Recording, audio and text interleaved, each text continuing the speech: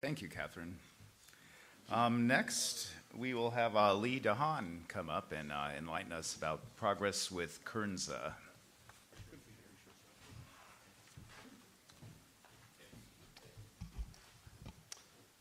Oh, excuse me. Oh. So I've been working on this plant that we've named Kernza, and we came up with this name. You'll see the confusion, people saying intermediate wheatgrass.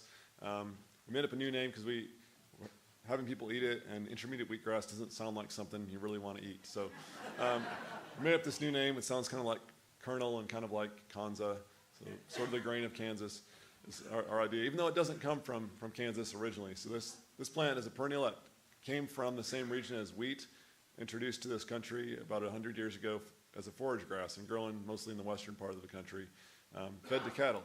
And so we're looking at taking and shifting some of those resources from the leaves and other parts of the plant into an edible grain that humans can eat. So we can have a perennial that we can actually directly eat. We can, of course, do it with trees where we eat fruits and nuts, but herbaceous plants, we don't have many that we can eat the grain from.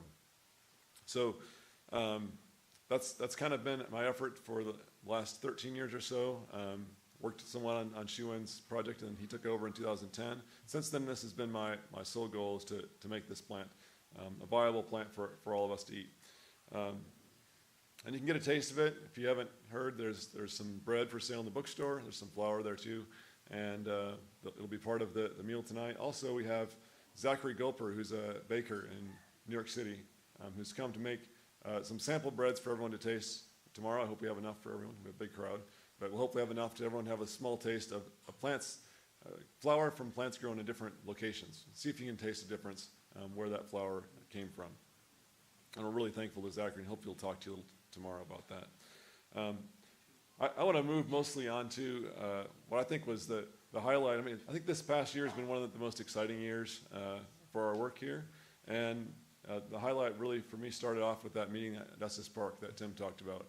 It was fantastic to get. I've been working with people all over the country, and we actually got them all in the same place. They hadn't met each other yet, and we got them all together and talked for several days. It was really important, and part of that was David and I sort of did the domestication group, this taking of wild plants and turning them into plants that we can use for human food. And we got all those people together. It turned out to be 20 people, David and I included, and we decided to try to write a paper together. I kind of led that project, and it was interesting going through everybody's comments. But we're almost there. It's ready to go back to the journal, and it should be published soon. So I'm going to tell you a little bit about that paper.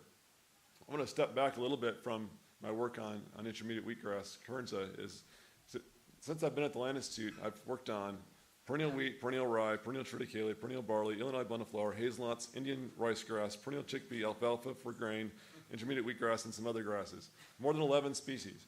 And so, and we're not working on all those anymore.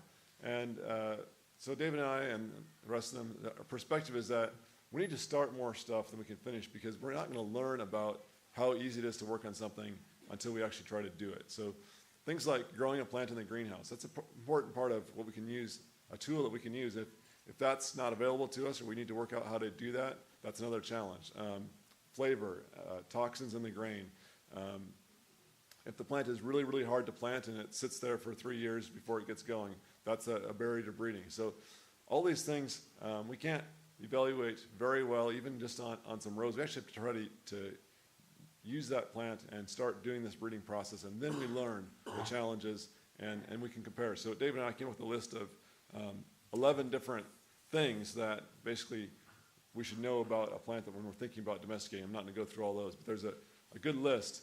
And then not to say that this plant has to have all those traits, but if we look at the positives and negatives of any given plant, we can start to develop a strategy and decide, is this something we really want to pursue? So we talk about it as a pipeline. We're going to have a lot of stuff coming in, but it narrows down. So you might work on something for a few years, and then you might decide, well, actually, this other plant is going to be better. So that's kind of our approach, is not trying to pick one winner and sticking with it for 20 years, but to pick a bunch, start working on them, and then weed it out. Before that process, Allison's going to talk about, how do you pick those, the 5 or 10 to start working on. We have to first look at all the plants sort of on the planet and pick through that, and there's some tools out there that she'll talk about. after we have this process of the challenges and strengths of different plants, we think it's really important to develop a strategy. And that strategy is not just biological. It's looking at this plant in the context of the political and the economic resources it's going to take to bring this plant through the next 10 or 20 years of work, maybe more.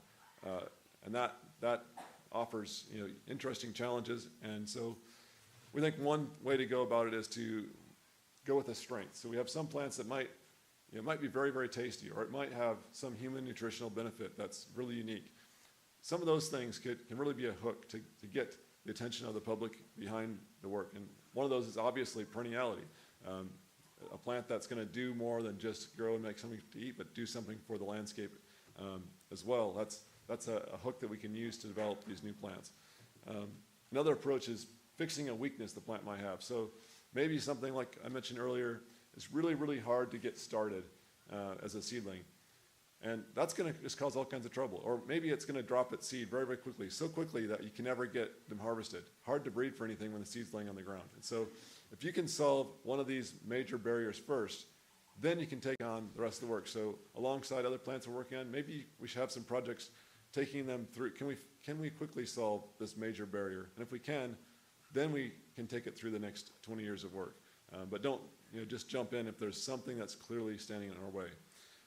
The third approach is really the one that I've taken with wheatgrass, is just breed for yield. And so a plant that has a kind of a balanced portfolio, has not horrible strengths or horrible weaknesses, and not some really, really outstanding strengths to play on right away. Yield is something that's going to take a long time. There's not many shortcuts to that. And so you need to get in and start working on it. And that's been the great thing about the Land Institute. That's what we've contributed the last 13 years of work on this plant to take it from very low yield to more than double the yield. And that's opened up the possibility for all the collaborations we have at universities. Working on intermediate wheatgrass, now we have collaborators, I think at least 8 or 9 universities in this country and a few other countries. So that commitment to increasing the yield then attracts a lot of attention from other people and gets the project really going. Now, with wheatgrass or Kernza, we have farmers who want to grow it. We have people who want to eat it. We have bakers and chefs who want to sell it. But yield still remains our number one challenge. So breeding's increased it, but we have to look at how to grow it and how to make the yield consistent from year to year so that I can comfortably recommend a farmer to plant it. And that's kind of what's standing our way. So we have a lot of experiments in Minnesota and other places looking at arrangements of growing in mixtures with legumes and all kinds of densities and arrangements of that. Hopefully we're going to get some good answers in a few years. So the next 3 years, I think we need to address this agronomy and we need to get even more aggressive on the breeding. So in a few weeks we'll be planting 25,000 plants out here, the most we've ever done. But we're also starting to extract DNA from these plants, collaborations with researchers at Kansas State University and other locations. We're going to be looking at the genetics and hopefully accelerate our breeding through these new tools. So I want to thank all of you that have stuck with us over this past 13, 15 years. And I hope that you'll stick with us till we see the day when Kernza is on the shelves in the store, and you can see it. Hopefully that's not far away. And you'll be able to see the plants in the field as you drive by. But I think it's more important the stuff you won't see. You won't see the roots that are below ground all year round. That's what's going to be doing the change, and that's going to keep other things we don't see, like contaminants in our water. It's going to keep the soil on the surface, that erosion that we often don't see. So it's going to be a solution. It's going to be visible and invisible. Thanks.